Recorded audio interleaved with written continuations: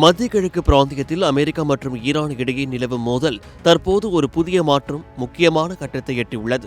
அமெரிக்க அதிபர் Donald Trump Iran விவகாரத்தில் தனது ரெட் லைன் எனப்படும் மிக தெளிவான எச்சரிக்கையை விடுத்துள்ளார். ஈரான் தனது அணு ஆயுத திட்டத்தை ஒட்டுமொத்தமாக கைவிடாத வரை எந்த ஒரு ஒப்பந்தத்திற்கும் இடமில்லை என்றும், அமெரிக்க கடற்படை ஈரானின் மீது விதித்துள்ள கடல் முற்றுகை தொடரும் என்றும் அவர் திட்டவட்டமாக கூறியுள்ளார். பேச்சுவார்த்தை என்ற பெயரில் காகிதங்களில் கையெழுத்திட்டு நேரத்தை வீணடிக்க விரும்பவில்லை என அவர் உறுதியாக இருக்கிறார். தற்போது ஈரானின் துறைமுகங்களை முடக்கி வைத்திருக்கும் கடல் முற்றுகையை ஒரு மேதைத்தனமான முடிவு என்று வர்ணித்துள்ள ட்ரம்ப், இது தங்களின் கடற்படையின் பலத்தை உலகிற்கு நிரூபித்துள்ளதாக குறிப்பிட்டுள்ளார்.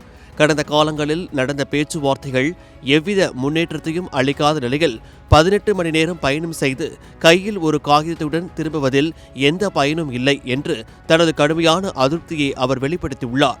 அமைதி பேச்சுவார்த்தைக்காக தனது தூதர்களை பாகிஸ்தானுக்கு அனுப்பும் திட்டத்தையும் அவர் ரத்து செய்துள்ளார்.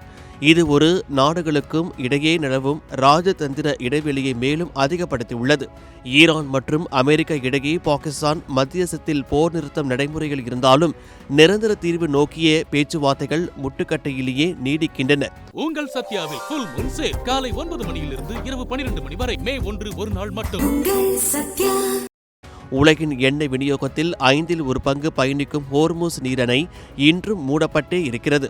இதுவே இந்த போரின் மிக முக்கியமான போர்க்களம். தற்போதைய நிலையில் பாகிஸ்தான் மத்தியஸ்தர்கள் ஈரானின் புதிய திட்டத்திற்காக காத்திருக்கிறார்கள். ஆனால் ட்ரம்ப் தனது ரெட் லைன் முடிவில் உறுதியாக இருப்பதால் ஈரான் தனது அணு ஆயுத கொள்கையை மாற்றிக்கொள்ளுமா அல்லது இந்த முற்றுகை இன்னும் நீண்ட நாட்களுக்கு தொடருமா என்ற கேள்வி உலக நாடுகளிடையே எழுந்துள்ளது.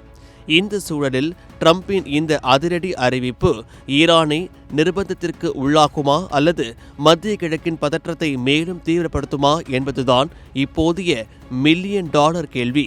தூதரக பேச்சுவார்த்தைகள் மற்றும் போர்க்கள சூழல் என இரண்டுமே இணையாக நகர்ந்து கொண்டிருக்கும் நிலையில் மத்திய கிழக்கு பிராந்தியம் ஒரு முக்கியமான திருப்பு முனையில் நிற்கிறது.